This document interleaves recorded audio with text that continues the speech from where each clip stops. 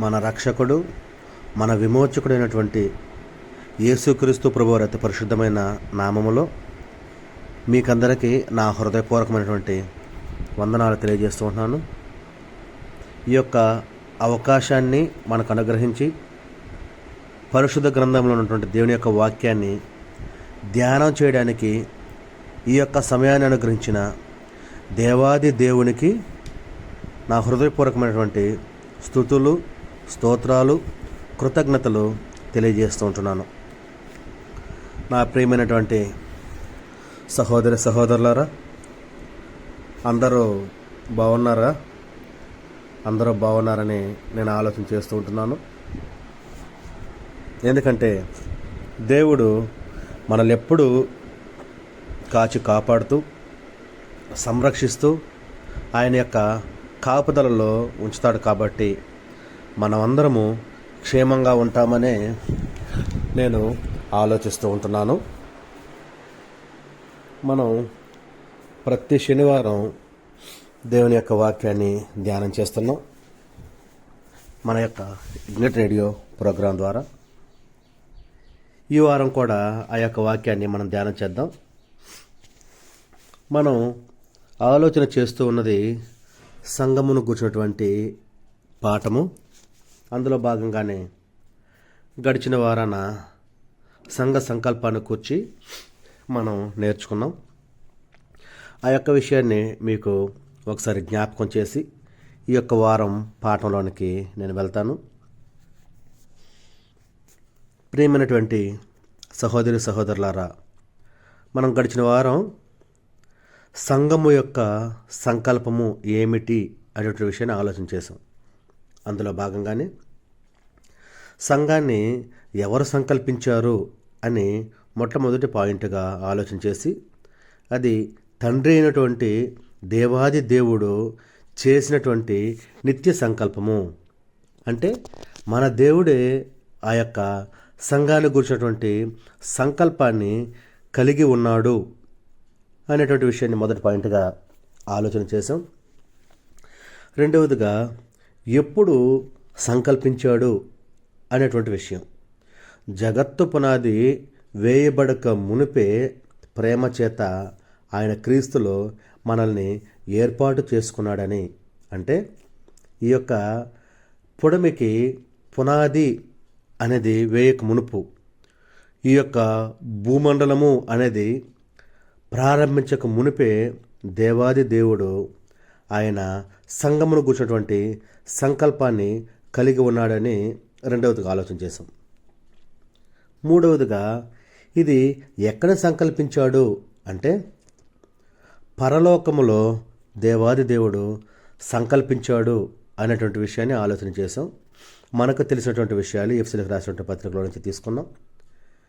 పరలోకంలో ఉన్నటువంటి దేవుడు ఆయన యొక్క నామానికి మహిమ, ఘనత, ప్రభావాలు కలగాలని, ఈ యొక్క లోకంలో ఉండే ప్రతి ఒక్క మనిషి పరిశుద్ధుడిగాను నిష్కలంకులుగాను ఉండి క్రీస్తు ప్రభువు ద్వారా ఆయనకు కుమారులుగా కుమార్తెలుగా స్వీకరించాలి అన్నదే ఆయన యొక్క ఆశ, ఆలోచన. కాబట్టి దాన్ని కూర్చున్నటువంటి విషయం పరలోకంలో సంకల్పించాడు అని మనం ఆలోచన చేసాం.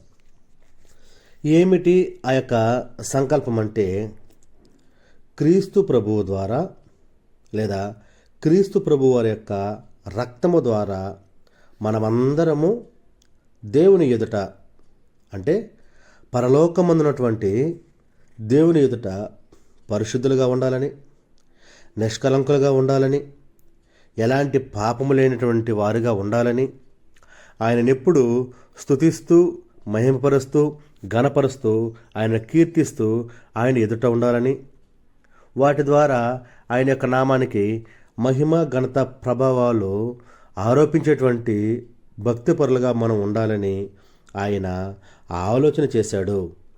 అది ఎలా జరుగుతుందంటే క్రీస్తు ప్రభు ద్వారా మాత్రమే జరుగుతుంది.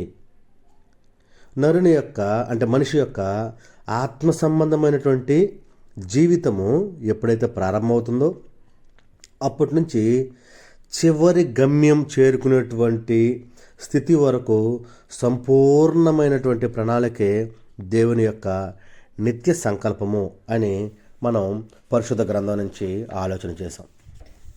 అందులో అనేక విషయాల్ని మనం డిస్కస్ చేసాం.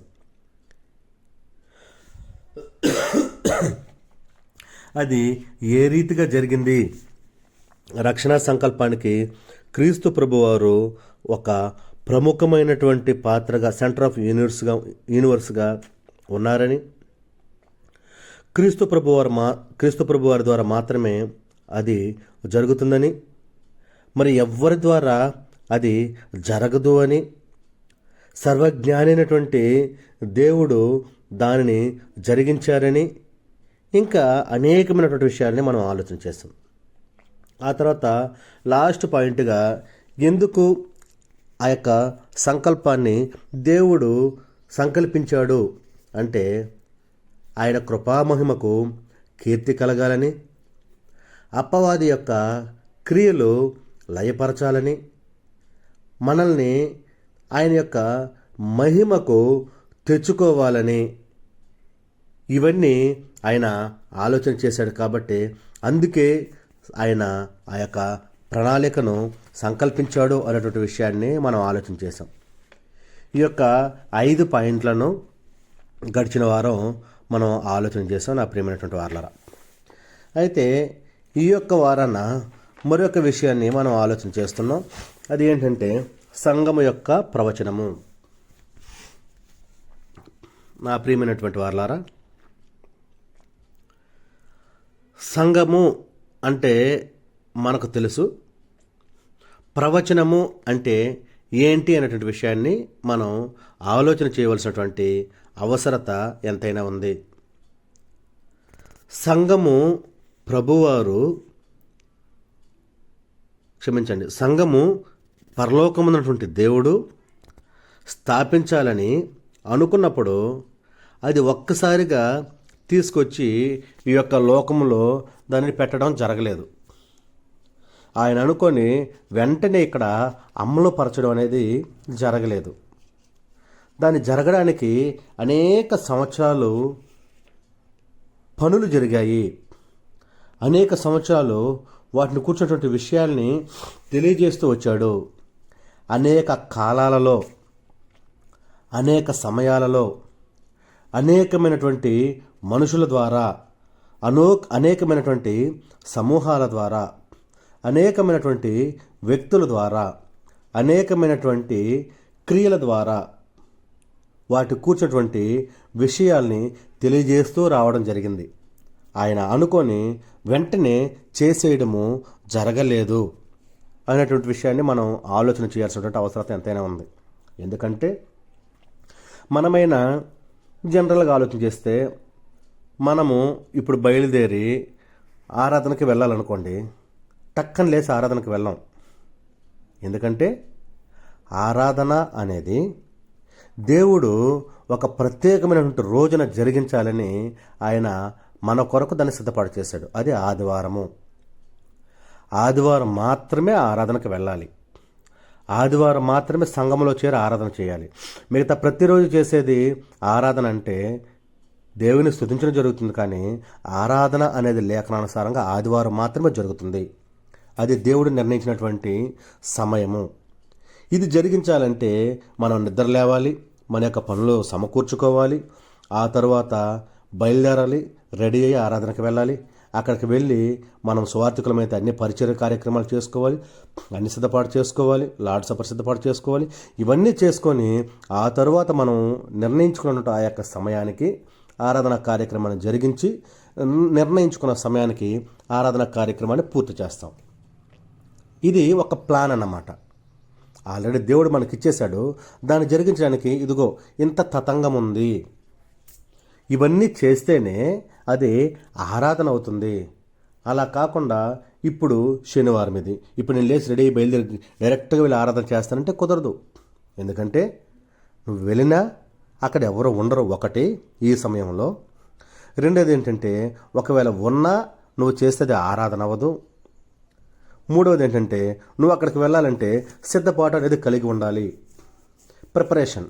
ఇవన్నీ చేస్తేనే ఆ యొక్క కార్యక్రమం సంపూర్తవుతుంది. మనం ఆలోచన చేసి ఆరాధన చేయడానికే మనం ఇంత సిద్ధపాటు కలిగి ఉంటే, మనం ఇంత ప్రిపరేషన్ కలిగి ఉంటే, పరలోకమందు ఉన్నటువంటి దేవాది దేవుడు, సర్వోన్నతుడు, సర్వశక్తిమంతుడు, సర్వజ్ఞాని అయినటువంటి మన దేవుడు సంఘమును కూర్చున్నటువంటి ఆ యొక్క సిద్ధపాటుని ఎలా జరిగించాడు ప్రవచన రూపంగా అనేటువంటి విషయాన్ని కూర్చి ఇంకెంత ప్లాన్ కలిగి ఉంటాడు, ఇంకెంత గ్రౌండ్ వర్క్ జరిగి ఉంటుంది, ఇంకెంత దాని గురించినటువంటి చక్కటి ప్రణాళికని ఆయా సమయాలలో, ఆయా కాలాలలో, ఆయా మనుషుల ద్వారా జరిగించి ఉంటాడు. మనము దీన్ని గుర్తెరగాలి నా ప్రియమైనటువంటి వారలారా. కాబట్టి సంఘము అనేది దేవుడు అప్పుడు అనుకొని అప్పటికప్పటికి ప్రారంభించలేదు. దీనికి ఒక ప్రణాళిక కలిగి ఉంది. ఈ యొక్క ప్రణాళిక నెరవేరడానికే ప్రవచనము ద్వారా దానిని జరిగించడం జరిగింది. ప్రవచనము అనేది ప్రవచించి దాని యొక్క నెరవేర్పు కొన్ని వేల సంవత్సరాల తర్వాత జరిగించాడు దేవాది దేవుడు. ఇప్పుడు సంఘ ప్రవచనాల్లోనికి మనం వస్తున్నాం. ఒక ప్రవచనం అంటే జరగబోయేటువంటి క్షమించండి, ప్రవచనం అంటే జరగబోయేటువంటి ఒక విషయాన్ని కూర్చి ముందుగా తెలియజేసేటువంటి దానిని ప్రవచనము అని అంటారు. జరగబోయేదంటే ఎప్పుడు జరుగుతుంది అది అంటే మనకు తెలీదు, కానీ జరుగుతుంది అన్నది మాత్రము ఖచ్చితము. ఎప్పుడు జరుగుతుందంటే మనకు తెలియదు, కానీ జరుగుతుంది అన్నది మాత్రము ఖచ్చితము. ఎలా జరుగుతుందంటే మనకు తెలియదు, కానీ జరుగుతుంది అన్నది మాత్రం ఖచ్చితము. భవిష్యత్తులో జరగబోయేటువంటి ఒక కార్యక్రమాన్ని కూర్చి ముందుగా తన యొక్క ప్రవక్తల ద్వారా తెలియజేయడాన్నే ప్రవచనము అని అంటారు. ఈ యొక్క ప్రవచనము అనేది నెరవేరాలి అంటే దేవుడు అనుకోవాలి. ఎవరు? పరలోకమున్నటువంటి దేవుడు ఆయన అనుకోవాలి. దాన్ని జరిగించడానికి ఒక మనిషిని ఎన్నుకోవాలి. ఆ యొక్క మనిషిని ద్వారా ప్రవచించడం జరిగించాలి. ఈ యొక్క ప్రాసెస్లోనే దేవుడు జరిగించాడు. ప్రవచనము అంటే జరగబోయేదాన్ని ముందుగా ప్రకటించడం అని మనకు తెలుసు. అయితే ఈ యొక్క ప్రవచించేటువంటి ఆ యొక్క వ్యక్తిని ప్రవక్త అంటారు. స్త్రీలైతే ప్రవక్తి అంటారు, పురుషులైతే ప్రవక్త అంటారు. దేవుడు తన యొక్క సంకల్పాన్ని నెరవేర్చుకోవడానికి సుమారుగా అంటే సృష్టి ప్రారంభం నుంచి మనకు ఆదాము వచ్చినప్పటి నుంచి మనం లెక్కేసుకుంటే సుమారుగా దాదాపు 4000 సంవత్సరాల కాలం పట్టిందని మనం గమనించాలి. ఈ యొక్క 4000 సంవత్సరాల కాలాలలో ఆయన తాను అంటే దేవుడు పర్సనల్గా జోక్యం చేసుకొని కొందరు వ్యక్తుల చేత ఆయన చేయబోతున్నటువంటి ఆ యొక్క సంఘమును కూర్చున్నటువంటి విషయాలను ప్రవచించడం జరిగింది. దేవుడు కొద్దిమందిని ఎన్నుకున్నాడు. ఎన్నుకొని వారు సంఘమును కూర్చున్నటువంటి విషయాలు మనకు ముందుగా తెలియజేస్తారు. మనకంటే ఇప్పుడు ఉన్నటువంటి వారికి కాదు, అప్పుడు ఉన్నటువంటి వారికి. మనము నెరవేరినటువంటి కాలంలో ఉన్నాం, అప్పుడు నెరవేరలేదు, ప్రవచించేటువంటి కాలంలో ఉన్నారు. మనం దీన్ని ఆలోచన చేసేటప్పుడు మొట్టమొదటిగా మనం జ్ఞాపకం చేసుకోవాల్సినటువంటి విషయం ఏంటంటే, మనం మొట్టమొదటగా ఆలోచన చేసేటువంటి విషయం ఏంటంటే, ఎప్పుడు కూడా దేవుని యొక్క వాక్యాన్ని ధ్యానం చేసేటప్పుడు, దేవుని యొక్క మాటలు నేర్చుకునేటప్పుడు, దేవుని యొక్క వాక్యాన్ని మనం పరిశీలన చేయడానికి సిద్ధపడినప్పుడు మనం మొట్టమొదటగా ఆలోచన చేయవలసినటువంటి విషయం ఏంటి అంటే, మనకు పేతురు గారు 2వ పత్రికలకు తెలియజేసినటువంటి విషయాన్ని మనం ఆలోచన చేయాలి. ఏంటది? 1వ అధ్యాయం 20వ వచనం 21వ వచనంలో, ఒకడు తన ఊహను బట్టి చెప్పుట వలన లేఖనములో ఏ ప్రవచనము పుట్టదని మొదట మనము గ్రహించుకొనవలెను. ఏలయనగా ప్రవచనము ఎప్పుడు మనిషిని ఇచ్చను బట్టి కలుగలేదు, కానీ మనుషులు పరిశుద్ధాత్మ వలన ప్రేరేపింపబడిన వారై దేవుని మూలముగా పలికిరి. ఈ యొక్క విషయాన్ని మనం దృష్టిలో ఉంచుకోవాలి. ఎందుకు మనం దీన్ని దృష్టిలో ఉంచుకోవాలంటే, మనం చదువుతూ ఉన్నది దేవుని యొక్క వాక్యము, మనము నేర్చుకుంటూ ఉన్నది, పరిశీలన చేస్తూ ఉన్నది దేవుని యొక్క వాక్యము. ఈ యొక్క దేవుని వాక్యాన్ని ప్రవచించేటువంటి వ్యక్తులు జరగబోయేటువంటి విషయాన్ని ముందుగా తెలియజేసేటువంటి ఆ యొక్క వ్యక్తులు వారికై ఊహించుకొనో, లేదా వారు ఒక ఆలోచన చేసో, లేదా వారి స్వంత క్రియలకు అనుకూలంగానో, లేదా వారు అభివృద్ధి చెందడానికి ఇష్టపడో, లేదా తరువాత కాలంలో రాబోయేటువంటి వారి మనుషులు, వారి యొక్క జనాంగము, వారి యొక్క పారంపర్యాచారము, అంటే ఏమంటారు, పరంపర, ఆ యొక్క మనవాళ్ళు మనవరాలు వీరందరూ బాగుండాలనో వారు ప్లాన్ చేసుకొని ప్రవచించేటువంటిది కాదు ప్రవచనం అంటే.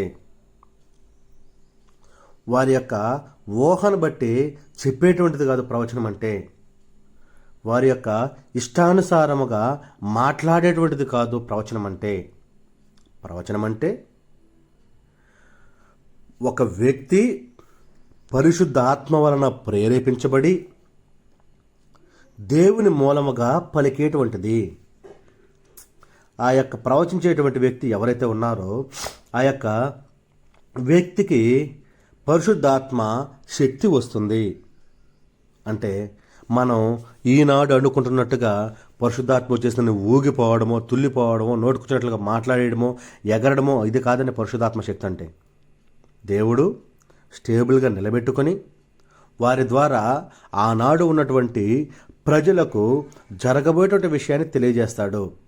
ఆ యొక్క పరిశుద్ధాత్మ శక్తి వారిలోనికి వచ్చినప్పుడు ఆ యొక్క ప్రవక్తలోనికి అందరూ విస్మయం అవుతారు, అందరూ ఆశ్చర్యపోతారు, అందరూ సైలెంట్ అయిపోతారు, అందరూ భయపడిపోతారు, అందరూ లోబడిపోతారు. ఎందుకంటే అది దేవుని ద్వారా పలుకబడుతుంది, పరిశుద్ధాత్మ వలన. ఇది పరిశుద్ధాత్మ వారిని ఆవహించడము, దేవుని ద్వారా పలకడం అంటే ఇది. కానీ ఈనాడున్నటువంటి మనుషులు దీనిని వక్రీకరించి వారి ఇష్టానుసారముగా వారి యొక్క స్వబుద్ధిని ఆధారం చేసుకొని వారి యొక్క అక్కడ ఉన్నటువంటి ఆ యొక్క బిల్డింగ్ అభివృద్ధి నిమిత్తమై, లేదా వారు చెప్పుకుంటున్నట్టుగా ఆ యొక్క సంఘం నిమిత్తమై వారికి ఇష్టానుసారంగా మేము చేస్తున్నాం, మేము ప్రవక్తలను చెప్పుకుంటారు. ఇది కరెక్ట్ కాదు లేఖనానుసారంగా. నా ప్రియమైనటువంటి వారలారా, వారికి నచ్చినట్టుగా ఎగరతారు, వారికి నచ్చినట్టుగా అరుస్తారు, వారికి నచ్చినట్టుగా ఆడుతారు, ఏదేదో నోటుకొచ్చినట్టుగా అంతా మాట్లాడతారు. మేము దేవుని భాష మాట్లాడతాం అంటారు. నువ్వు దేవుని భాష మాట్లాడి దాని అర్థం తిరిగి చెప్పగలగాలి. అర్థం కానిది దేవుని భాష కాదు. అందరికీ వారి వారి భాషలో అర్థమయ్యేది దేవుని భాష. అలా అప్పుడు ప్రవచించేవారే ప్రవక్తలు.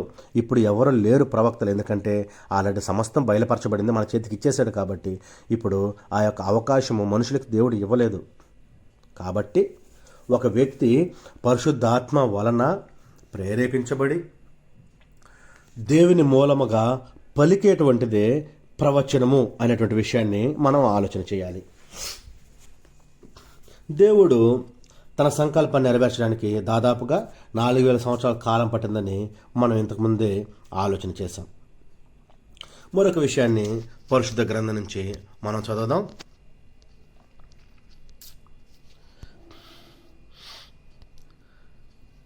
హెబ్రీలకు రాసిన పత్రిక 1వ అధ్యాయం 1వ వచనం.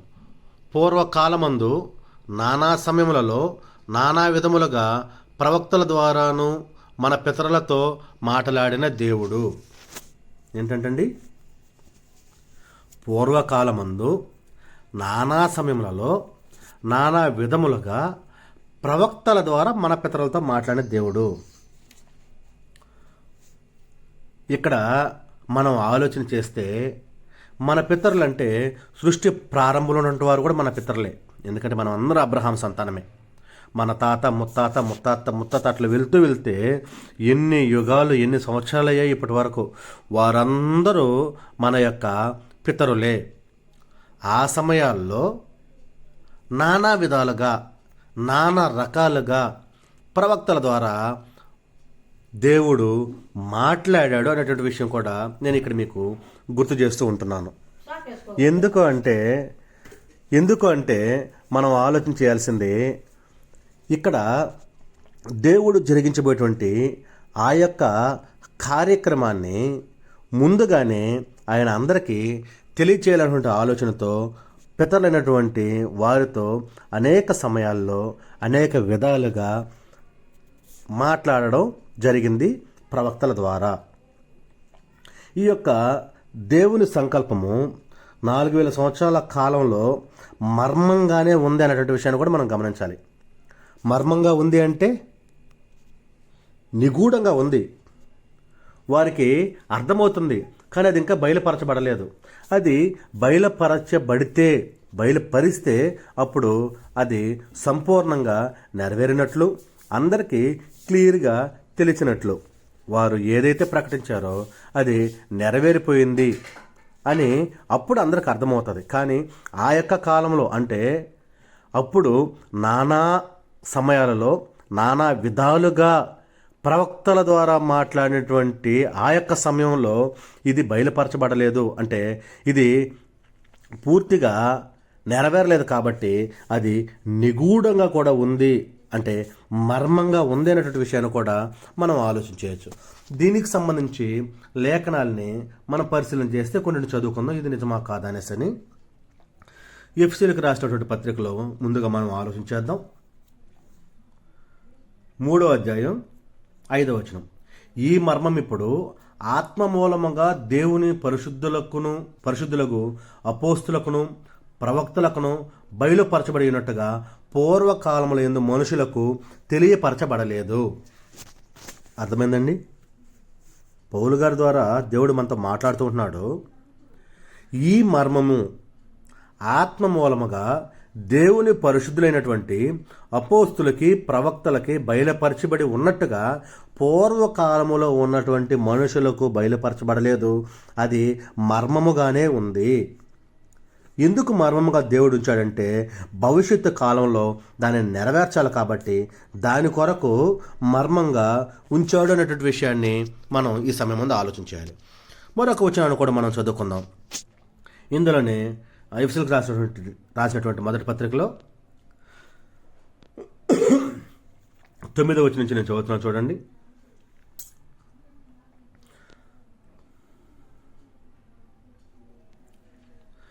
మనకు సంపూర్ణమైన జ్ఞాన వివేచన కలుగుటకు ఆ కృపను మన ఎడల విస్తరింపజేశాను. ఈ సంకల్పమును బట్టి ఆయన పరలోకంలో ఉన్నవే గాని భూమి మీద ఉన్నవే గాని సమస్తమును క్రీస్తునందు ఏకముగా సమకూర్చవలని తనలో తాను నిర్ణయించుకొనెను. మరియు క్రీస్తునందు ముందుగా నిరీక్షించిన మనము తన మహిమకు కీర్తి కలుగ చేయవలనని దేవుడు తన చిత్త ప్రకారమైన సంకల్పమును బట్టి మనల్ని ముందుగా నిర్ణయించి ఆయన యందు స్వాస్థ్యముగా ఏర్పరచెను.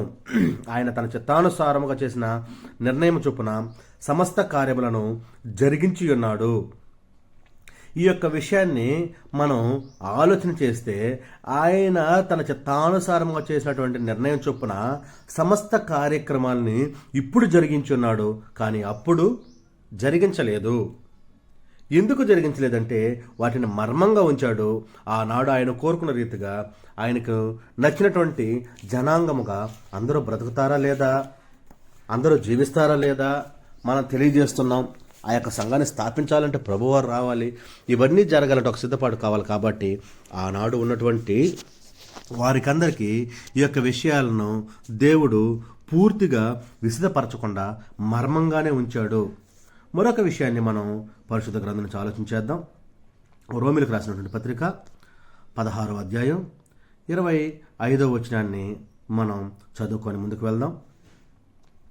సమస్తమైన అన్యజనులు విశ్వాసమునకు విధేయులగినట్లు అనాది నుండి రహస్యముగా ఉంచబడి ఇప్పుడు ప్రత్యక్షపరచబడిన మర్మము నిత్య దేవుని ఆజ్ఞ ప్రకారము ప్రవక్తల లేఖనముల ద్వారా వారికి తెలుపబడి ఉన్నది. ఈ మర్మమును అనుసరించి ఉన్న నా సువార్త చాలండి. సమస్తమైన అన్ని జనులు విశ్వాసమునకు విధేయులగినట్లుగా అనాది నుంచి రహస్యంగా ఉంచబడినటువంటి మర్మము. ఇదే మనం ఆలోచన చేస్తున్నాం. దేవుడు దీనిని అనాది నుంచి నెరవేరే వరకు మర్మంగానే ఉంచాడు. దానిని సంపూర్తి చేయలేదు. సంపూర్తి క్రీస్తు ప్రభువారు వచ్చిన తరువాత అది సంపూర్తి చేయడం జరిగింది అనేటువంటి విషయాన్ని మనం ఈ సమయం ముందు పరిశీలన చేస్తున్నాం ప్రియమైనటువంటి వారలారా. ఆ తర్వాత దేవుడు ఈ యొక్క మర్మాన్ని క్రొత్త నిబంధన యందు క్రీస్తు ప్రభువు తరువాత సువార్త ద్వారా బయలుపరిచాడు. అప్పటి వరకు అది మర్మంగా ఉంది. దేవుని సంకల్పానికి సంబంధించినటువంటి ఆ 4000 సంవత్సరాల కాలం ఏదైతే ఉందో, అంటే పాత నిబంధనలో ముఖ్యమైనటువంటి అంశం ఏదంటే యేసుక్రీస్తు ప్రభువారు మరియు సంఘము అనేటువంటి విషయాలు మనకు తెలుసు.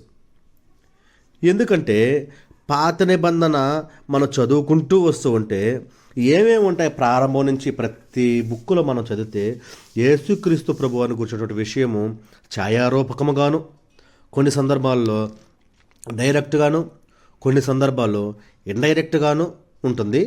సంఘమును కూర్చున్నటువంటి విషయం కూడా దాదాపుగా అదే రీతిగా ఉంటుంది అనేటువంటి విషయాన్ని మనం ఆలోచన చేయాలి. ఎందుకంటే సంఘము స్థాపించబడాలి అంటే ఆ యొక్క సంఘము ఎవరి ద్వారా స్థాపించాలనుకుంటున్నాడు దేవుడు అంటే క్రీస్తు ప్రభు ద్వారా. కాబట్టి యేసుక్రీస్తు ప్రభు వారు సంఘము సెంటర్ ఆఫ్ యూనివర్స్గా పాత నిబంధన మొత్తం ఉంటుంది అనేటువంటి విషయాన్ని కూడా మనం గమనించాలి. దీనికి సంబంధించి పరిశుద్ధ గ్రంథం నుంచి కొన్ని వచనాలు మనం ఆలోచించేద్దాం. లూకా సువార్త 24వ అధ్యాయం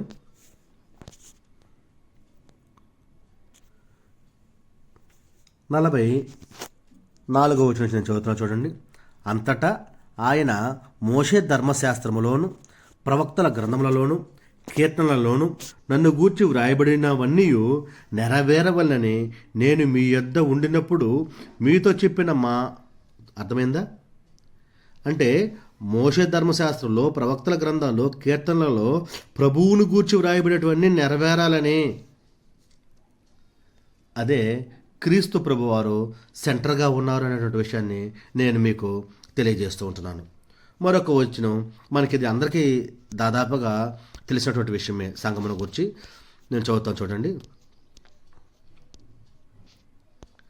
మనం పాత నిబంధనలోకి వెళ్ళి ఒకసారి మనం పరిశీలన చేస్తే దానియేలు 2వ అధ్యాయం 44వ వచనం ఏముంది అక్కడంటే సంఘమును కూర్చున్నటువంటి ప్రవచనం ఉందనే విషయం మనకు తెలుసు. సంఘానికి వచ్చి ఆ రాజుల కాలములలో పరలోకమందున దేవుడు ఒక రాజ్యము స్థాపించును, దానికెన్నటికీ నాశనము కలగదు. ఆ రాజ్యము దాన్ని పొందిన వారికి గాక మరెవ్వరికి చెందదు. అది ముందు చెప్పిన రాజ్యములన్నింటినీ పగలగొట్టి నిర్మూలన చేయను కానీ అది యుగ యుగముల వరకు నిలుచును. ఆ తర్వాత దాని కూర్చున్నటువంటి వివరాలన్నీ ఉంటాయి. అందుకే పాత నిబంధన మొత్తం మనం ఆలోచన చేస్తే మన తండ్రి అయినటువంటి దేవుని యొక్క సంకల్పానికి సంబంధించి 4000 సంవత్సరాల కాలంలో ముఖ్యమైన అంశాలు ఏమున్నాయంటే యేసుక్రీస్తు ప్రభువారు మరియు సంఘముగానే ఉన్నాయి అనేటువంటి విషయాన్ని మనం ఆలోచన చేయాలి. మరొక విషయాన్ని మనం ఆలోచన చేద్దాం. పాత నిబంధనలో మనం చూస్తే అందులో ఉన్నటువంటి విశ్వాసులు అందరూ పితరుల దగ్గర నుంచి ప్రారంభమైనప్పటి నుంచి మనం ఆలోచన చేస్తే విశ్వాసులందరూ ఎవరి కొరకు ఎదురు చూశారు అంటే మెస్సయ్య వస్తాడని, క్రీస్తు ప్రభు వారు వస్తారని ఆయన కోసం ఎదురు చూశారు. ఆ తర్వాత ఆయన స్థాపించబోయేటువంటి ఆ యొక్క రాజ్యము ఏదైతే ఉందో దానికోసం ఎదురు చూశారు వాళ్ళు. ఈ యొక్క విషయాన్ని కూడా మనం మన యొక్క దృష్టిలో పెట్టుకోవాలి. ఎందుకు అంటే అప్పుడు వారికి ఎవరికి సంఘం అంటే ఏంటో తెలియదు, సంఘము అనేది ఎలా ఉంటుందో తెలియదు. క్రీస్తు ప్రభు వారైనా తెలుసు అంటే క్రీస్తు ప్రభు వారు తెలియదు. క్రీస్తు ప్రభు వారు ఎలా ఉంటారా అని ఆలోచన చేయడానికి అది కూడా వారికి లేదు. ఎందుకు వారికి అది లేదంటే ప్రభువారు ద్వారా తరువాత కాలాల్లో సంఘము స్థాపించాలి అనేటువంటి ప్రణాళిక దేవుడు ముందుగానే గుర్తిరిగి ఉన్నాడు. కాబట్టి వారికి ఆ సమయంలో వారింటిని అంటే సంఘమును గూర్చి కానీ ప్రభువారిని గూర్చుకున్నటువంటి డైరెక్ట్గా ఆ యొక్క విషయాలు వారికి తెలియదు. కేవలం ప్రవచనాల ద్వారా మాత్రమే దేవుడు వారికి తెలియజేస్తూ వచ్చాడు. మనం దీనికి సంబంధించి కొన్ని వచనాన్ని మనం ఆలోచించేద్దాం. లూకాసు వార్తలోనికి వెళ్ళి ఒక విషయాన్ని మనం ఆలోచించేద్దాం.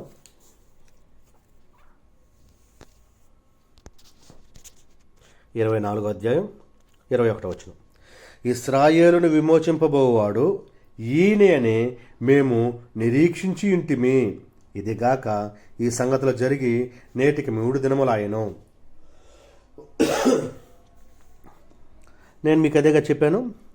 పాత నిబంధనలో ఉన్నటువంటి అందరూ భక్తిపరులు పితరుల కాడి నుంచి సంఘం స్థాపించే మునుపు వరకు ప్రతి ఒక్కరూ దేనికోసం ఎదురు చూస్తున్నారంటే ఇశ్రాయేలీయులను విమోచించబోవాడు ఎవరైతే ఉన్నారో ఆయన కోసం వారందరూ ఎదురు చూస్తున్నారనేటువంటి విషయాన్ని మనం ఆలోచన చేయాలి. నా ప్రియమైనటువంటి సహోదరి సహోదరులారా, మరొక విషయాన్ని కూడా మనం పరిశుద్ధ గ్రంథం నుంచి ఆలోచించేద్దాం. లూకాసు వార్తలోనే దీనికి ముందు అధ్యాయంలోకి వెళ్ళి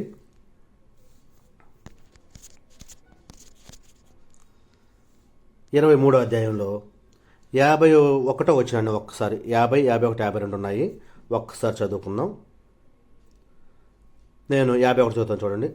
అతడు సజ్జనుడును నీతిమంతుడునయుండి వారి ఆలోచనకును వారు చేసిన పనికిని సమ్మతింపక దేవుని రాజ్యము కొరకు కనిపెట్టుచుండినటువంటి వాడు.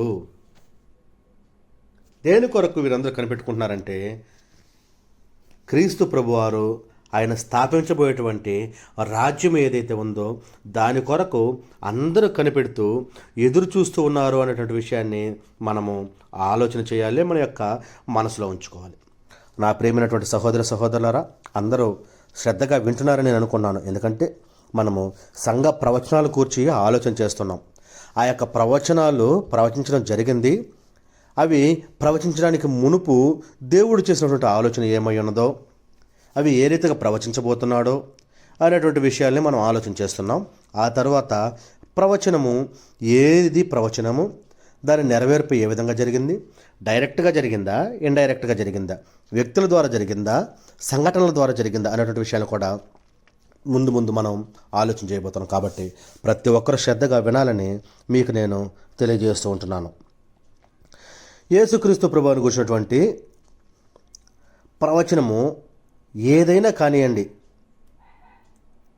ప్రభువుని గురించినటువంటి ప్రవచనము ఏదైనా కానివ్వండి, దాని యొక్క ముఖ్య ఉద్దేశం ఏంటంటే ప్రభువుని గూర్చి సాక్ష్యం ఇవ్వడము, ప్రభువుని గూర్చి చెప్పడము. ఒక ప్రవచనం ప్రవచించబడుతుందంటే అది ప్రభువారిని గూర్చి చెప్పడమే ఆ యొక్క ప్రవచనం యొక్క ముఖ్య ఉద్దేశం. సంఘము ప్రభు ద్వారా స్థాపించబడబోతుంది అని చెప్పడమే దాని యొక్క ముఖ్య ఉద్దేశము. ఎందుకంటే ప్రవచనాలు అసలు ప్రారంభించిందే దేవుడు. ప్రవచనాలని దేవుడు మొదలుపెట్టిందే దేనికోసమంటే క్రీస్తు ప్రభువారిని ఉద్దేశించి. అంటే ఆయన క్రీస్తు ప్రభువారు రాబోతున్నాడు, ఆ తర్వాత ఆయన వచ్చి సంఘమును స్థాపించబోతున్నాడు అనే వాటి కొరకు మాత్రమే ప్రవచనాలు ప్రారంభమయ్యాయి. వేరొక దాని కూర్చున్నటువంటి ప్రవచనాలు లేవు. మొత్తం మీద పరిశుద్ధ గ్రంథం ప్రారంభం నుంచి చివరి వరకు మనం ఆలోచన చేస్తే సమస్తము అదే. ప్రభువారు లేకుండా ప్రవచనం లేదు, సంఘము లేకుండా ప్రవచనం లేదు.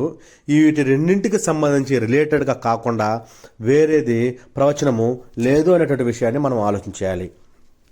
ఎందుకంటే ఇవన్నీ దేవుడు జరిగించేది దేనికోసం అండి? సంఘము స్థాపించడం కోసమే. కాబట్టి మనం ఆలోచన చేయాలి. ఒక ప్రవచనం ఉందంటే అది క్రీస్తు ప్రభువును గూర్చి సాక్ష్యం ఇవ్వడమే ఆ యొక్క ప్రవచనం యొక్క ఉద్దేశము అనేటువంటి విషయాన్ని మనం ఆలోచన చేయాలి. ఇప్పుడు ప్రవచనాలు పరిశుద్ధ గ్రంథంలో చాలా ఉన్నాయి. ప్రారంభం నుంచి సంఘము స్థాపించేటువంటి వరకు ప్రవచనాలు అనేకం ఉన్నాయి. ఎన్నున్నాయి అని ఎవరైనా ఎప్పుడైనా ఆలోచన చేశారండి? సంఘమును కూర్చున్నటువంటి ప్రవచనాలు ఎన్ని ఉన్నాయి? మన రక్షకుడైనటువంటి యేసుక్రీస్తు ప్రభు వారిని కూర్చున్నటువంటి ప్రవచనాలు ఎన్ని ఉన్నాయి అని ఎవరైనా ఎప్పుడైనా ఆలోచన చేశారా? మనం ఎవ్వరూ ఆలోచించలేదండి. ఎందుకంటే మనము ఆల్రెడీ దేవుడు ఆయన నిర్ణయించినటువంటి ఆ యొక్క సంకల్పము, ప్రణాళిక పూర్తిగా నెరవేరిపోయాయి. సమస్తము మనకు అందుబాటులో ఉంచేశాడు. అప్పటిలాగా ఇబ్బందులు, సమస్యలు కూడా దేవుడు మన దగ్గర పెట్టలేదు. అప్పుడున్నటువంటి ఆజ్ఞలు, నిబంధనలు, కట్టడలు మనకు లేవు. ఇప్పుడు పూర్తిగా మనకు స్వేచ్ఛనిచ్చాడు. మనమే మారాలి, మనమే పరిత్యజించాలి, మనమే తగ్గించుకోవాలి, మనమే మారుమనసు పొందాలి, మనమే దేవుని దగ్గరకు రావాలి. దానికి గ్రంథాన్ని మనకిచ్చాడు. కానీ అప్పుడు అలా లేదు. అప్పుడు తప్పు చేసిన వారికి శిక్షలు, దూరం పెట్టడం, చంపేయడం రకరకాలుగా ఉన్నాయి. అవన్నీ చూస్తే భయమేస్తుంది. కానీ ఇప్పుడు దేవుడు సమస్తాన్ని నెరవేర్చి మనకి ఇచ్చేశాడు కాబట్టి ఎన్ని ప్రవచనాలు ఉన్నాయో కూడా మనం ఆలోచన చేయలేదు, చెయ్యం కూడా. మనకేంటి, అక్కడ ప్రవచనం ఉంది, అది ఆల్రెడీ నెరవేరిపోయింది. మనం నెరవేరినటువంటి కాలంలో ఉన్నాం కాబట్టి అవి ఎన్ని ఉంటే ఏంటి మనకు అనేటువంటి విషయాన్ని మనం ఎవ్వరూ ఎప్పుడూ ఆలోచన చేయలేదు. బహుశా మీరేమైనా ఆలోచన చేశారో నాకు తెలియదు, కానీ నేనైతే ఎన్ని ప్రవచనాలు ఉన్నాయో ఆలోచన చేయలేదు. కానీ మనలాగా కాకుండా ఒక వ్యక్తి ఉన్నాడు, ఆయన పేరు కానస్ బిడ్డస్. ఈయన ఎన్నున్నాయి ప్రవచనాలని లెక్క పెట్టాడంట. ఇది మనకు దొరికినటువంటి ఇన్ఫర్మేషన్. ఇది 100% వాస్తవం అంటే నాకు తెలియదు, చూడలేదు. కానీ ఇన్ఫర్మేషన్ ఉంది, లెక్కించాడనేసి అని చరిత్రకారులు చెబుతున్నారు కాబట్టి నేను మీకు తెలియజేస్తున్నాను. ఈ కానస్లేడస్ అనేటువంటి ఆయన ఏం చేశాడంటే, ఎన్ని ప్రవచనాలు ఉన్నాయి సంఘమును గూర్చి, ప్రభువును గూర్చి అని లెక్కేసాడంట. ఒక్కొక్క ప్రవచనం తీసి చెక్ చేశాడంట. ఆయన చూసి చెక్ చేస్తే క్రీస్తును గూర్చినటువంటి ప్రవచనాలు పరిశుద్ధ గ్రంథమందు 332 ఉన్నాయని ఆయన లెక్క చేశాడు. ఎన్ని? క్రీస్తును గూర్చినటువంటి ప్రవచనాలు పరిశుద్ధ గ్రంథంలో 332 ఉన్నాయి. మరియు సంఘాన్ని గూర్చి క్రీస్తు ప్రభువును కూర్చున్నటువంటి ప్రవచనాలు అంటే మిళితమైనటువంటి ప్రవచనాలు 456 ఉన్నాయి. 332 ప్లస్ 456 అంటే 788 ప్రవచనాలు ఉన్నట్టుగా ఆయన లెక్కించాడు. ఇందులో క్రీస్తు ప్రభు వారితో మిళితమైనటువంటి వాటిని తీసేస్తే సంఘాన్ని కూర్చున్నటువంటి ప్రవచనాలు 124 ఉన్నట్టుగా ఆయన లెక్కలు వేయడం జరిగింది. ఆయన పేరే కానస్ లిడ్డస్. మనమైతే ఆయన చూడలేదు, మనకు ఆయన తెలీదు. ఈ కాలంలో ఉన్నటువంటి వ్యక్తి కూడా కాదు, ఇంతకుముందు జరిగినటువంటి కాలంలో ఉన్నటువంటి వ్యక్తి. ఆయన ఒక్కొక్కటి లెక్కేశాడనేసి అని చరిత్రకారులు చెబుతున్నారు. కాబట్టి ఈ సమయమందు మనం వీటిని లెక్కలు మాత్రమే చూస్తున్నాం. దేవుని చిత్తమైతే ఆలోచన చేయండి, మీరేం లెక్కేయండి. ఎన్నున్నాయని లెక్కేస్తే మనకు ఆ లెక్క వస్తుందో లేదో మనకు తెలియదు. కానీ లెక్కేయడంలో తప్పు అయితే కాదు. ఎందుకంటే మనం నేర్చుకోవచ్చు, మనం తెలుసుకోవచ్చు, మనం పరిశీలన చేయొచ్చు. కాబట్టి మనం లెక్కేయడంలో తప్పు అయితే కాదు, మనకు కూడా ఒక క్లారిటీ వస్తుంది. ఈయన చెప్పినటువంటి మెయిన్ విషయం, క్రీస్తు ప్రభువును గురించి 332 ప్రవచనాలు ఉన్నాయని, క్రీస్తు ప్రభువు సంఘంను గురించి మిళితమైనటువంటి ప్రవచనాలు 456 ఉన్నాయని, టోటల్గా 788 ప్రవచనాలు, కొంచెం అటు ఇటుగా ఉండొచ్చు. ఇన్ని ప్రవచనాలు ఉన్నాయనేటువంటి విషయాన్ని ఈ యొక్క కానస్ లిడ్డస్ అనేటువంటి వ్యక్తి లెక్కేసి మరి మనకు తెలియజేసినట్లుగా చరిత్ర చెబుతోంది. ఆ తర్వాత ప్రవచనాన్ని గురించినటువంటి ప్రాథమికమైనటువంటి విషయాలు ఏంటి మనం తెలుసుకోవాల్సినటువంటి అవసరం నేను ముందుగా మీకు తెలియజేశాను. ఒక ప్రవచనం ఉందంటే అది ఏంటి అనేటువంటి విషయం మనం తెలుసుకోవాలి. భవిష్యత్తులో జరగబోయేటువంటి సంగతులను కూర్చి తెలియచేసేదాన్నే ప్రవచనం అంటారు. తెలియని వారైతే, అంటే గ్రంథాన్ని గురించి తెలియని వారు అంటారు, ఎప్పుడో జరగబోయే దాని గురించి వీళ్ళకెట్ట తెలుసు? వ్యతిరేకంతో మాట్లాడే వ్యక్తులు కూడా ఉండొచ్చు లోకంలో. ఎప్పుడో జరగబోయేది ఈయనకెట్ట తెలుసు? ఆయన రాసినప్పుడు అవి లేవు కదా, ఇవి లేవు కదా, ఇది లేదు కదా, అది లేదు కదా, మరి ఇప్పుడు ఎట్టొచ్చాయి అంటే దేవుడు తాను అనుకున్నటువంటి ఆ యొక్క సంకల్పము నెరవేరడానికి ఆయన మనుషుల ద్వారా మాట్లాడిస్తూ వాటిని గ్రంథస్థం చేస్తూ ఈనాడు మన దగ్గరకు తీసుకొచ్చాడు కాబట్టి మనకు తెలుసు. ఆయన గ్రంథస్థం చేపించలేదనుకుంటే మనకు తెలియదు. మన ఆత్మీయ స్థితికి, మన ఎదుగుదలకు ఏవైతే అవసరమో వాటిని గ్రంథస్థం చేశాడు. క్రీస్తు ప్రభువు వారు చేసినటువంటి విషయాల గురించి రాయడానికే ఈ యొక్క భూమి సరిపోదంట, అంత పెద్ద పుస్తకం సరిపోదంట. ఇంకా దేవుడు గురించినటువంటి విషయాలు, ఆయన మాట్లాడినటువంటి విషయాలు, ఆయన అనుకున్నటువంటి ప్రకటనలు, ఆయన అనుకున్నటువంటి విషయాలు సమస్తాన్ని గురించి రాయాలంటే ఇంకెంత పడుతుందో మనకు తెలియదు. కానీ ఆయన ఏం చేశాడు? అవన్నీ మీకు అవసరం లేదు. మీకు ఏవైతే అవసరమో వాటిని నేను గ్రంథస్థం చేశాను. వాటినే నేను ముందు నుంచి సృష్టి ప్రారంభమైనప్పటి నుంచి నేను నానా సమయాలలో, నానా విధాలుగా, నానా మనుషుల ద్వారా నేను ప్రవచించినటువంటి ప్రవచనాలు. కాబట్టి మనం ఇక్కడ ఆలోచించాల్సింది ఏంటంటే, ప్రవచనాన్ని గురించి ప్రాథమిక విషయం ఏంటంటే భవిష్యత్తులో జరగబోయే దాని గురించి ముందుగా చెప్పడమే ప్రవచనం అంటారు. దాని గురించి నేను సింపుల్గా, మనకు అనేకం తెలుసు, ఇంకా నేను మీకు ఒక విషయాన్ని నేను చదివి మీకు వినిపిస్తాను. ఎందుకంటే మనము పరిశుద్ధ గ్రంథం నుంచి ప్రతి దాన్ని తీసి చదివి నేర్చుకోవాల్సినటువంటి అవసరం ఉంది. కాబట్టి దాని గురించి నేను మీకు ముందుగా తెలియజేస్తాను. ఒక విషయాన్ని, ఒక ప్రవచనానికి ఎగ్జాంపుల్గా మనకు అందరికీ బాగా తెలిసినటువంటి విషయాన్ని నేను మీకు తెలియజేస్తాను. ఏంటంటే అది క్రీస్తు ప్రభు వారి యొక్క జన్మను కూర్చున్నటువంటి ప్రవచనము. యెషయా భక్తుని ద్వారా ప్రవచించబడినటువంటి ప్రవచనం. యెషయా గ్రంథము 7వ అధ్యాయం 14వ వచనాన్ని నేను చదువుతున్నాను, చూడండి. కాబట్టి ప్రభువు తానే యొక్క సూచన మీకు చూపును, ఆలకించుడి. కన్యక గర్భవతి అయి కుమారుని కని అతనికి ఇమ్మానుయేలని పేరు పెట్టును. కీడుని విసర్జించుటకును మేలును కోరుకున్నటకును అతనికి తెలివి వచ్చినప్పుడు అతను పెరుగు తేనెను తినును. మనం 14వ వచనాన్ని ఆలోచన చేస్తున్నాం. ఇది యెషయా గారి ద్వారా ప్రవచించబడినటువంటి ఒక ప్రవచనము. ఏంటంటే, కాబట్టి ప్రభు తానే ఒక సూచన మీకు చూపును, ఆలకించుడి. కన్యక గర్భవతి కుమారుని కని అతనికి ఇమ్మానుయేలని పేరు పెట్టదు. ఇది ప్రవచనము. మనం అనుకున్నాం కదా, జరగబోయేదని ముందుగా చెప్పడమే ప్రవచనం అనుకున్నాం.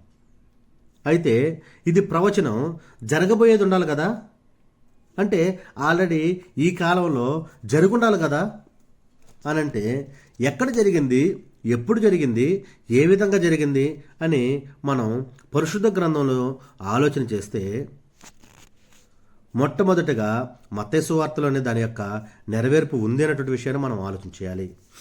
ఏంటంటే నెరవేర్పు, యెషయా గ్రంథం 7వ అధ్యాయం 14వ వచనంలో యెషయా గారి ద్వారా ప్రవచించబడినటువంటి ఆ యొక్క ప్రవచనం యొక్క నెరవేర్పు మత్తయి సువార్త 1వ అధ్యాయం 18వ వచనంలో ఉంది.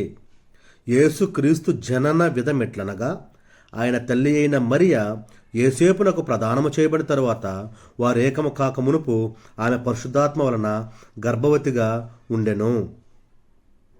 ఇక్కడి నుంచి చదువుకుంటూ వస్తే కింద వరకు, ఇదిగో కన్యక గర్భవతి కుమారుని కనును, ఆయనకు ఇమ్మానుయేలని పేరు పెట్టుదురు.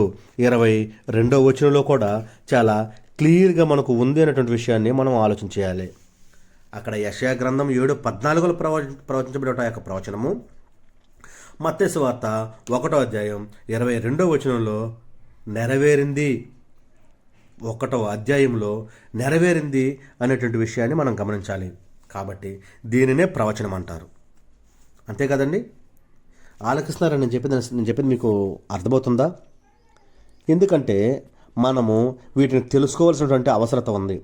మనం ఇప్పుడు 1-2 చూస్తున్నాం, ఇంకా చాలా ఉన్నాయి ప్రవచనాలు. కానస్ లెటర్స్ గారు ఆల్రెడీ తెలియజేశారు కదా. కాబట్టి మనం కొంచెంగా ఒక్కొక్కటిగా మనం పరిశీలన చేస్తూ ముందుకు వెళ్దాం. ఆ తర్వాత ఇప్పుడు మనం చూసాం, ప్రవచనం యెషయా గ్రంథంలో ప్రవచించారు యెషయా గారి ద్వారా. మత్తయి సువార్తలో 1వ అధ్యాయంలో అది నెరవేరిపోయింది. కాబట్టి జరగబోయేదాన్ని ముందుగా తెలిసేటువంటి వ్యక్తిని ఏమన్నాము? ప్రవక్త అన్నాము. ఇప్పుడు ఇదిగో ఈ యొక్క యెషయా గారు ఒక ప్రవక్త. ఇలాంటి ప్రవక్తలు ఉన్నారా ఇంకా అంటే ఉన్నారు నా ప్రియమైనటువంటి సహోదరులారా. యెషయా గారే కాకుండా ఇర్మియా గారు ఉన్నారు, ఆయన ప్రవక్తే, ఆయన ప్రవచించారు. దానియేలు గారు ఉన్నారు, ఆయన ప్రవక్తే, ఆయన ప్రవచించారు. ఆ తర్వాత యెహెజ్కేలు గారు ఉన్నారు, ఆయన ప్రవచించారు, ఆయన ప్రవక్తే. ఇంకా అనేక మంది ఉన్నారు. వీరందరూ ప్రవక్తలు. జరగబోయేదాన్ని ముందుగా తెలియజేసినటువంటి వారు ప్రవక్తలు. వారు ప్రవచించినటువంటి ఆ యొక్క ప్రవచనాలు అన్నీ అప్పుడు ప్రవచించారు. అవి ఇప్పుడు క్రీస్తు ప్రభు వారు వచ్చిన తర్వాత అవి నెరవేరిపోయాయి అనేటువంటి విషయం కూడా మనకు తెలుసు. అయితే ప్రస్తుతానికి సంబంధించి ఒకరికి సంబంధించి లేదా ఒక సమూహానికి సంబంధించి ఏదైనా ఒక విషయాన్ని దేవుడు తెలియజేయాలనుకొని చెప్పినటువంటి ప్రవచనాలు కూడా ఉన్నాయి. డైరెక్ట్గా క్రీస్తు ప్రభు వారిని కూర్చి మనం ఒక ప్రవచనం చదువుకున్నాం. తర్వాత ఒక సమూహానికి సంబంధించినటువంటి ప్రవచనాలు కూడా ఉన్నాయి.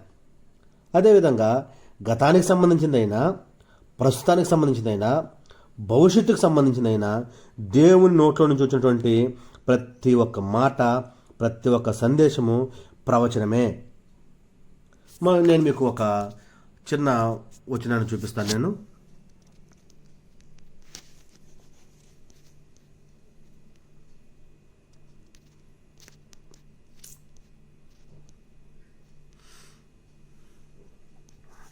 ఇక్కడ చూడండి, కొరింథీయులకు రాసినటువంటి పత్రిక మొదటి పత్రిక 14వ అధ్యాయంలో ఒక విషయాన్ని మీకు నేను చదివి వినిపిస్తాను, తర్వాత వివరం చెప్తాను. అర్థము చెప్పువాడు లేని ఎడల అతడు సంఘములో మౌనముగా ఉండవలెను, కానీ తనతోనూ దేవునితోనూ మాట్లాడుకొనవచ్చు. ప్రవక్తలు 2-3 మాట్లాడవచ్చును, తక్కిన వారు వివేచింపవలను. అయితే కూర్చున్న మరి ఒక్కనికి ఏదైనానో బయలుపరచబడిన ఎడల మొదటివాడు మౌనముగా ఉండవలెను. అందరూ నేర్చుకున్నట్లు, అందరూ హెచ్చరిక పొందినట్లు మీరందరూ ఒకరి తర్వాత ఒకడు ప్రవచించవచ్చును. మరియు ప్రవక్తల ఆత్మలు ప్రవక్తల స్వాధీనములో ఉన్నవి. అలాగే పరిశుద్ధుల సంఘము అన్నిటిలో దేవుడు సమాధానానికి కర్త కానీ అల్లరికి కర్త కాడు. నేను మీకు ఇక్కడ ఈ యొక్క వచనాన్ని ఎందుకు చదివానంటే, ఒకసారి ఒక వ్యక్తి ప్రవచిస్తే ప్రవచనం అంటారు. అనేక మంది ఒకేసారి ప్రవచించడం కూడా ఉంది. అదే ఇక్కడ చెప్తున్నాడు. ప్రస్తుతానికి సంబంధించి ఒకరికి లేకపోతే ఒక సమూహానికి దేవుని చేత బయలుపరిచేటువంటి విషయాలు కూడా ఉన్నాయి. వాటిని కూడా మనం ప్రవచనం అనేసి అనాలి. ఒక వ్యక్తే ప్రవచించిన ప్రవచనము, కొద్దిమంది ఒకేసారి ఒకరి తర్వాత ఒకరు ప్రవచించినటువంటి సందర్భాలు కూడా ఉన్నాయి. కాబట్టి వాటిని కూడా ప్రవచనాలు అంటారు అనేటువంటి విషయాన్ని మనం ఇప్పుడు ఆలోచన చేస్తాం. గతానికైనా కానివ్వండి, లేకపోతే ప్రస్తుతానికైనా కానివ్వండి, లేకపోతే భవిష్యత్తులో జరగబోయేదైనా కానివ్వండి, ఏదైనా సరే, ఏ కాలానికి సంబంధించిందైనా సరే, ఏ యుగానికి సంబంధించిందైనా సరే, ఏ యొక్క స్థితికి సంబంధించిందైనా సరే, దేవుని నోటి నుంచి వచ్చిందా అది ప్రవచనమే. దేవుని నోటి నుంచి రాలేదా అది ప్రవచనం కాదు అని మనం క్లియర్ కట్గా ఉండాలి. కాబట్టి నా ప్రియమైనటువంటి సహోదరి సహోదరులారా, ఇప్పటి వరకు మనం సంఘ ప్రవచనాలు కూర్చున్నటువంటి విషయాలు కొన్నిటిని ఆలోచన చేసాం.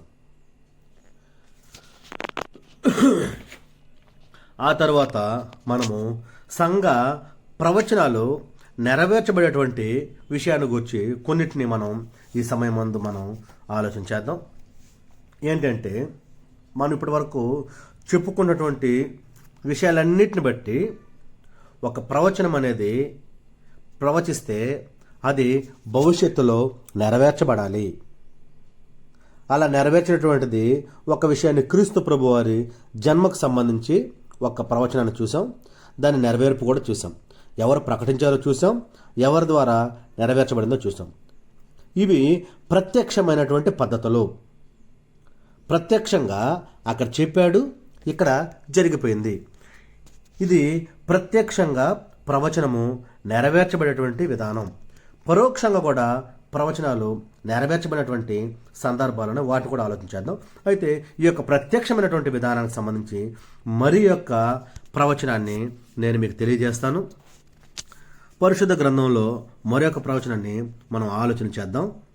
అది ఏంటి అంటే, మన మీకా గారి ద్వారా ఒక ప్రవచనాన్ని నేను మీకు తెలియజేస్తాను. 5వ అధ్యాయంలో 2వ వచనంలో చూడండి. బెత్లెహేము ఎఫ్రతా, యోదావారి కుటుంబములలో నీవు స్వల్ప గ్రామమైనను నా కొరకు ఇశ్రాయేలీయులను ఏలబోవాడు నీలో నుండి వచ్చును. పురాతన కాలము మొదలుకొని శాశ్వత కాలము ఆయన ప్రత్యక్షమగుచుండును. కాబట్టి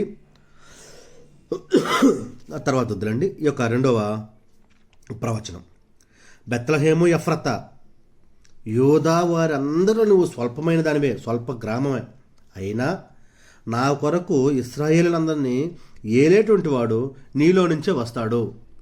ఇది మీకా గారి ద్వారా ప్రవచించినటువంటి ఒక ప్రవచనము. మనం ప్రత్యక్ష విధానం చూస్తున్నామండి. ప్రవచనము ప్రత్యక్షంగా నెరవేర్చబడేటువంటి విధానం చూస్తున్నాం. ఇది మీకా గారి ద్వారా ప్రవచనము ప్రవచించబడింది. దీని యొక్క నెరవేర్పు కూడా ఉండాలి కదా. నెరవేరితేనే కదా దాన్ని మనం ప్రవచనం అంటాం. నెరవేరకుండా ప్రవచనం అంటామా? ఎట్టి పరిస్థితుల్లో అనడం జరగదు. కాబట్టి దీని యొక్క నెరవేర్పు ఎక్కడుందంటే మత్తయి సువార్త 2వ అధ్యాయము 5వ వచనంలోనికి వెళ్తే, అందుకు వారు యోదయ బెత్లెహేములోనే, ఏలయనగా యోదయ దేశపు బెత్లెహేమా, నీవు యోధా ప్రధానులలో ఎంత మాత్రమున అల్పమైన దానో కావు. ఇశ్రాయేలును నా ప్రజలను పరిపాలించు అధిపతి నీలో నుండే వచ్చును. ఎక్కడి నుంచి వచ్చాడండి? యూదా దేశంలో ఉన్నటువంటి బెత్లెహేములో ఉన్నటువంటి ఆ యొక్క ప్రాంతంలోనే యేసుక్రీస్తు ప్రభువారు జన్మించారు. కాబట్టి అక్కడ ప్రకటించబడినటువంటి మీకా గారి ద్వారా ప్రకటించబడినటువంటి ఆ యొక్క ప్రవచనం యొక్క నెరవేర్పు ఇదిగో మత్తయి సువార్తలో నెరవేరడం జరిగింది. మత్తయి గారి ద్వారా క్రీస్తు ప్రభువారు పుట్టినప్పుడు ఇది ఒక ప్రవచనము ప్రత్యక్షంగా నెరవేర్చబడడం అన్నమాట. దాన్ని ఇప్పుడు మనకు అర్థమయ్యేలాగా ఎలా చెప్పాలంటే, ఇప్పుడు నేను మా ఫ్రెండ్ ఎవరైనా ఒక వ్యక్తి ఉన్నాడు అనుకోండి, అతనితో నేను మాట్లాడుతున్నాను, నీకు నేను ఇది ఇస్తాను అన్నాను, లేదా ఇది నీకు నేను షాపింగ్ సంబంధించి ఒకటి కొనిస్తాను అన్నాను.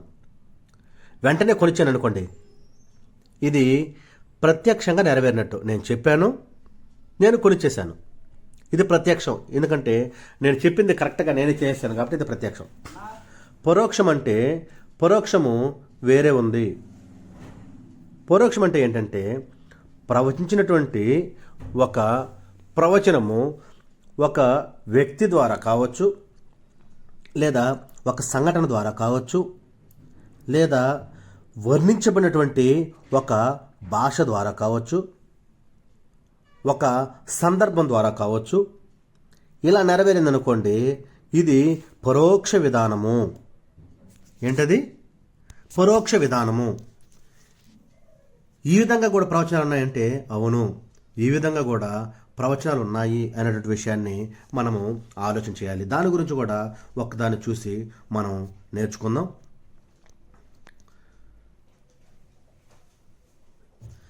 15వ అధ్యాయం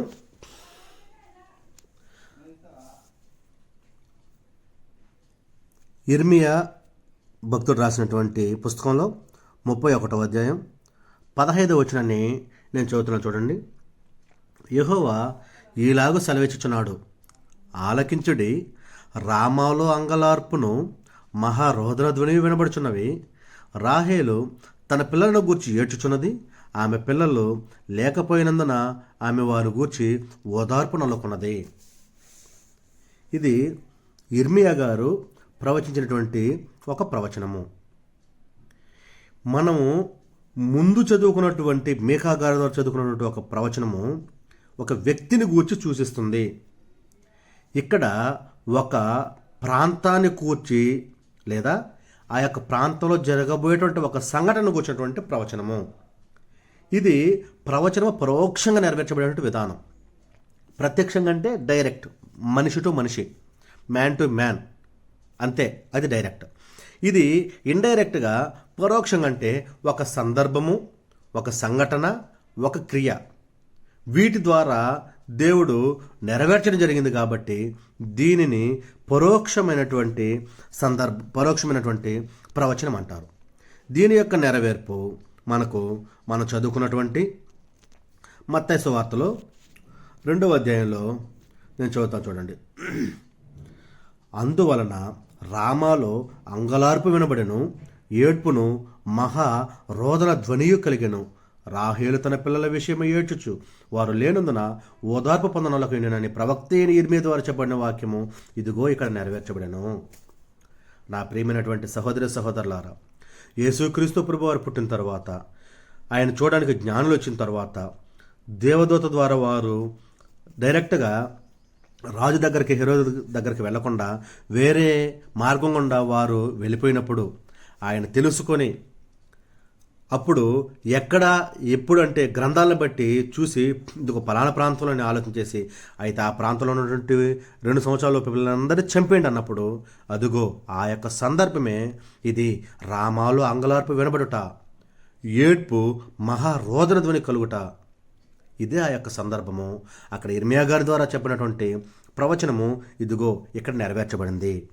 ఇది సంఘటన ద్వారా ప్రత్యక్షంగా కాకుండా పరోక్షంగా చెప్పబడింది కాబట్టి ఇది పరోక్ష విధానం ద్వారా ప్రవచనం నెరవేర్చబడినటువంటి విధానము. నా ప్రియమైనటువంటి సహోదరి సహోదరులారా, మనము చివరకు వచ్చేసే సమయం అయిపోయింది కాబట్టి ఒక్క నిమిషం నేను ఇప్పుడు వరకు చెప్పినటువంటి వాటిని మీకు రిమైండ్ చేసి నేను ముగిస్తాను. సంఘ ప్రవచనాల గురించి మనం మాట్లాడుతున్నాం. సంఘ ప్రవచనంలో ప్రవచనాన్ని గురించినటువంటి ప్రాథమికమైనటువంటి విషయాల్ని మనం ఆలోచన చేసాం. ఆ తర్వాత ప్రవచనంను కూర్చున్నటువంటి పరిచయాలని మనం ఆలోచన చేసాం. ఆ తర్వాత ఆ యొక్క ప్రవచనము ఏ విధంగా నెరవేర్చబడింది, ఎలా నెరవేర్చబడుతుంది అనేటువంటి విషయాన్ని ఆలోచన చేసాం. అందులోనే ప్రత్యక్షంగా నెరవేర్చబడే విధానం ఉందని, పరోక్షంగా నెరవేర్చబడేటువంటి విధానము ఉంది అనేటువంటి విషయాల్ని మనం ఆలోచన చేసాం. ఇప్పటి వరకు సంఘ ప్రవచనము నెరవేర్చబడేటువంటి విధానము మనం ఇప్పటి వరకు మనం సంఘ ప్రవచనం నెరవేర్చబడినటువంటి విధానం ప్రత్యక్షంగా పరోక్షంగా మనం ఆలోచన చేసాం. ఇప్పటి వరకు మనం నేర్చుకున్నటువంటి విషయాలైతే ఇవి.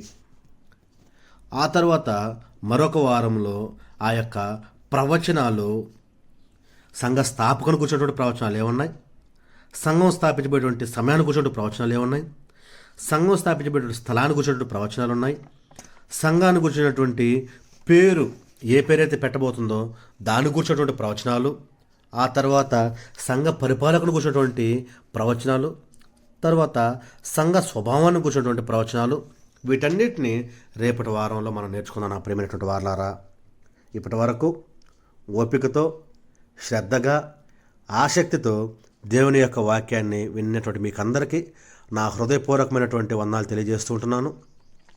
అందరూ ఒకరికొరకొకరు ప్రార్థన చేసుకుందాం, ఒకరి సంఘాల కొరకు ఒకరు ప్రార్థన చేసుకుందాం. అందరూ దేవుని యొక్క కృపను బట్టి వచ్చే వారం మరలా మనం కలుసుకుందాం. ఇప్పటి వరకు మీరందరూ విన్నందుకు మీకు అందరికీ వందనాలు తెలియజేస్తున్నాను. మీకు అందరికీ నా హృదయపూర్వకమైన వందనాలు.